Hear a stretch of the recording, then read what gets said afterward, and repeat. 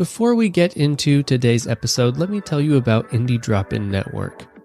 Have you ever been scrambling desperately to find a new podcast only to realize that you've listened to all of the popular ones? Well, there's good news for you, because there are thousands of high-quality, independently produced podcasts out there, like this one. If you would like to find more high-quality, independently produced podcasts, go to indiedropin.com and look at their shows. They've got shows like Scary Time, True Crime, Comedy, and more on the way. Essentially, you subscribe to one of these shows, and a high-quality, independently produced podcast is delivered to you each week. So perhaps if you subscribe to True Crime, you might hear the episode Bloody Ed by Murderous Roots one week, and then maybe Herbert Galembo by Obscure History the next. You never know what you're going to get, and that's part of the fun. There are too many good, independently produced podcasts out there to be unlistened to. Go to indiedropin.com today to find your new second favorite show.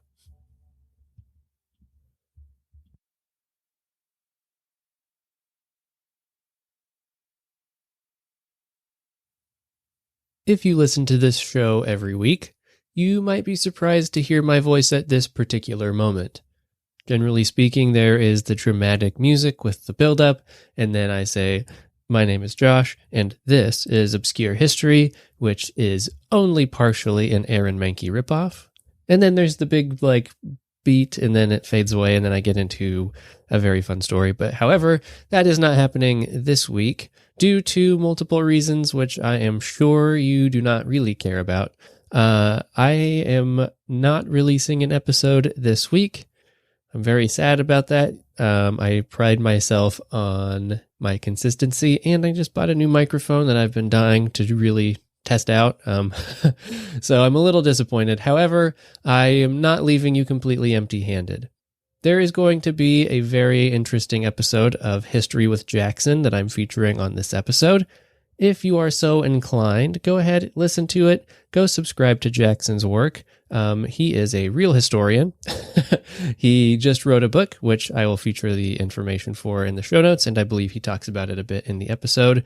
Honestly, it's a very cool show. I think he's really just getting started with the podcasting. It's very clear that he's an experienced historian. So if you're a fan of the more academic side of the things that I do, which I pepper in occasionally, you are probably going to really like History with Jackson.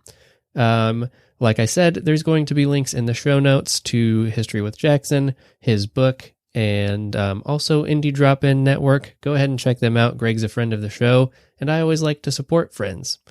Anyways, without any further ado, here is History with Jackson. I hope you enjoy, and next week I will be back with a very, very exciting topic.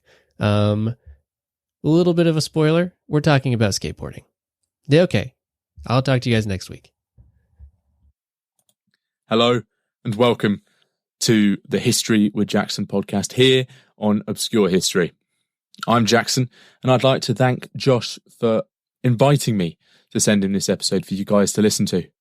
I really hope you enjoy learning all about Edward II, one of England's most influential monarchs. So thank you, Josh, and I hope you guys enjoy this episode of History of Jackson.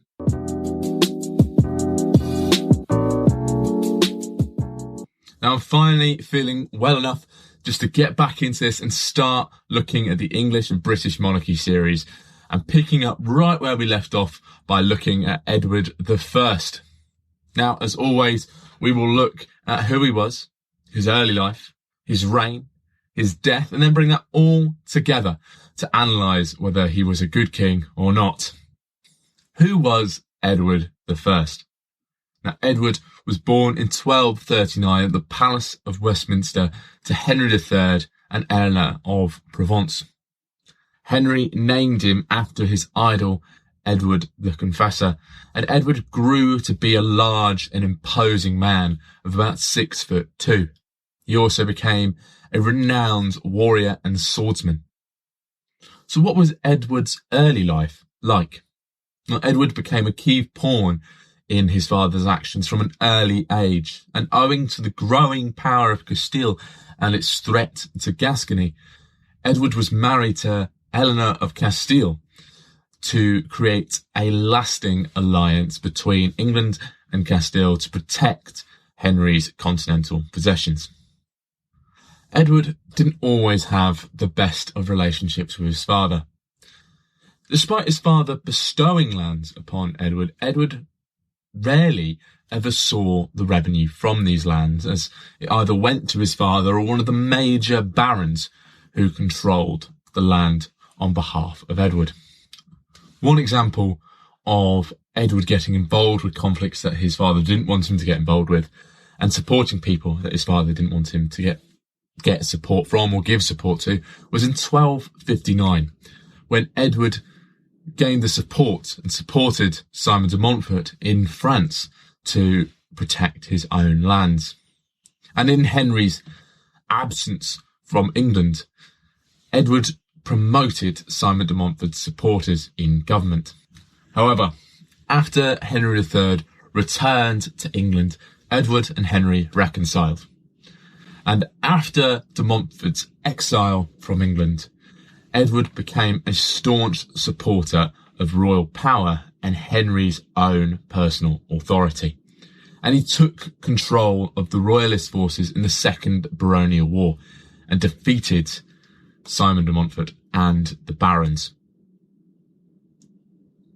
Now, after this victory, Edward went off on crusade.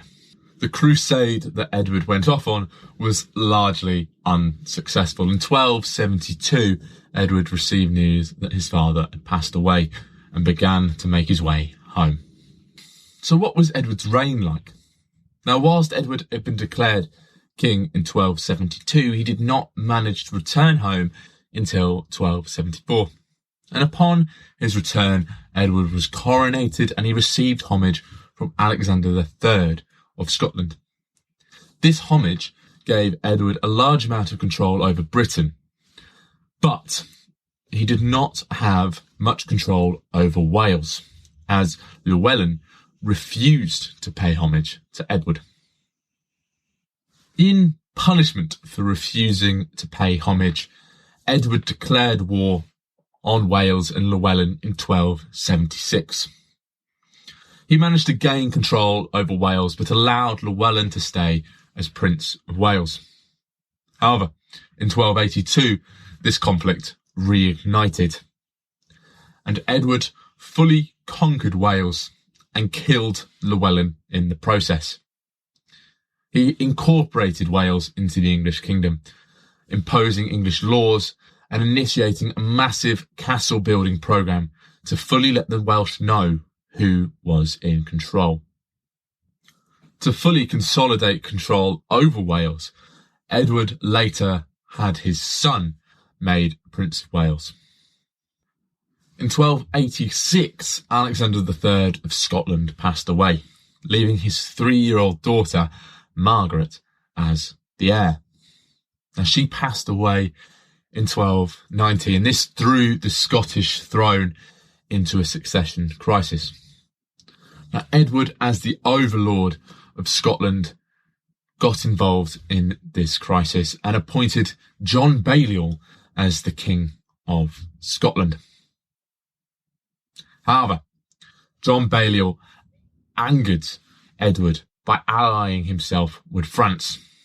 And in response to this, Edward marched into Scotland, arrested John Balliol, and took the throne for himself, and removed the Scottish crown jewels and the Scone stone from Scotland to show his control over the country. William Wallace then rebelled against Edward's rule of Scotland and defeated him in battle in 1297. The following year, Edward returned to Scotland and defeated Wallace in battle as well.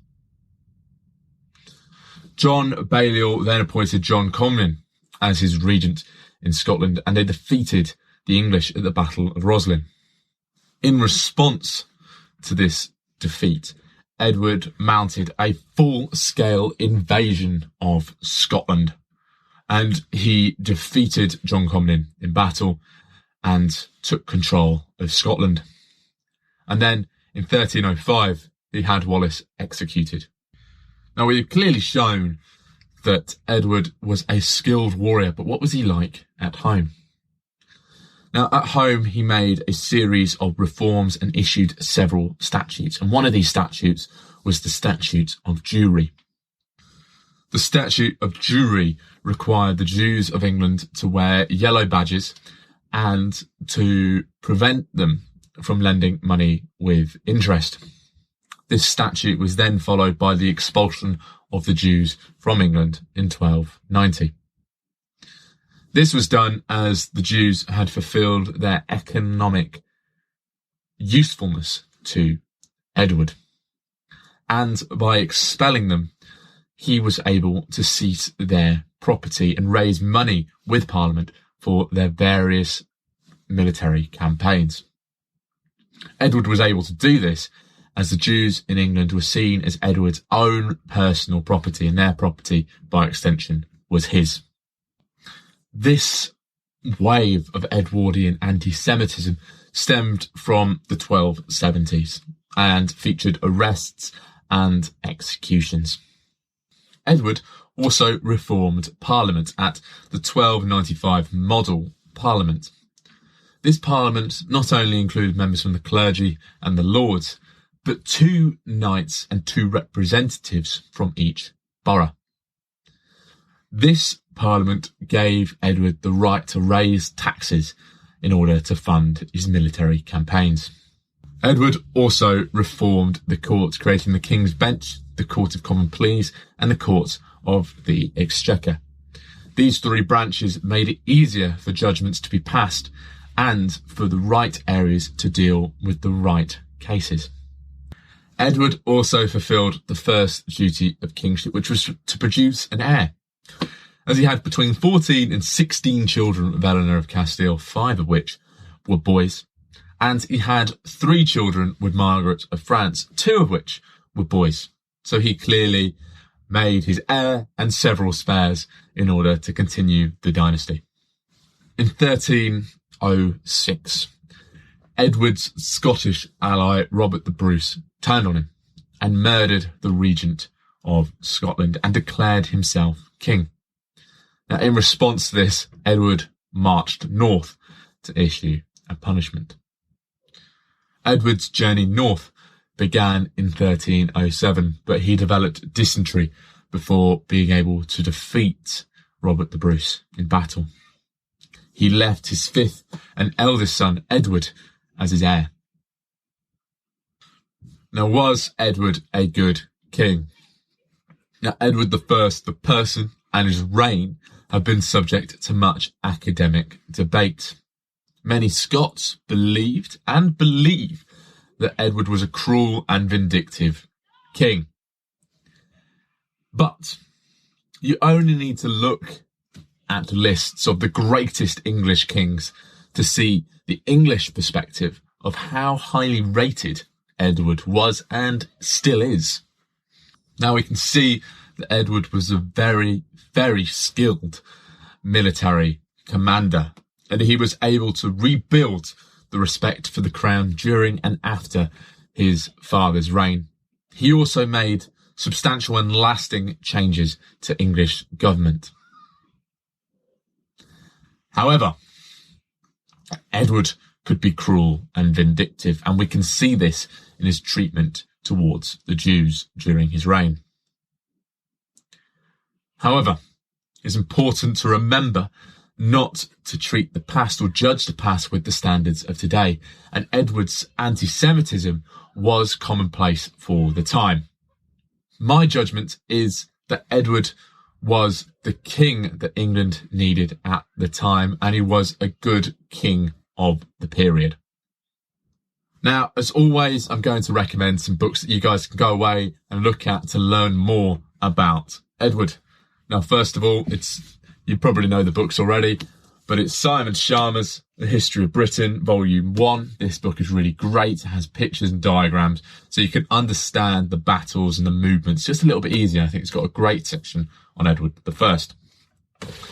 Secondly is a really accessible narrative book, which makes the period easy to understand. It's Dan Jones, The Plantagenets, The Kings Who Made England. This is a really, really good book, and I really enjoy this one, actually. And then secondly, if you want quick sailing guides to each of the kings and queens of England or Britain. I recommend Gwen's Kings and Queens. Now, as always, the links to all of these books will be in the description below. Now, recently I've had some really exciting news. My book, The Crystallization of Totalitarianism, is now available on Amazon as Kindle, paperback and hardback editions. Now, it's been a lot of work across the course of a year and a half, and I'm really happy to be able to make this available for all of you guys. Now, if you want to stay up to date with everything History of Jackson related, all the links to the social medias will be in the description below. The History of Jackson podcast is now available on a multitude of platforms, and you'll be able to access that in the link below. Now, if you want all of those in one place, please head to www.historywithjackson.co.uk. You can find the videos, the podcasts, my articles, and my book all on the website. And if you want to support what we do here at History of Jackson, please head to the Buy Me a Coffee profile in the link below. Now, thank you very much for watching, guys. I'm really happy to be back and producing content for you guys to watch and learn from. So join us next week where we're talking about Edward's son and heir, Edward. Thank you very much, guys.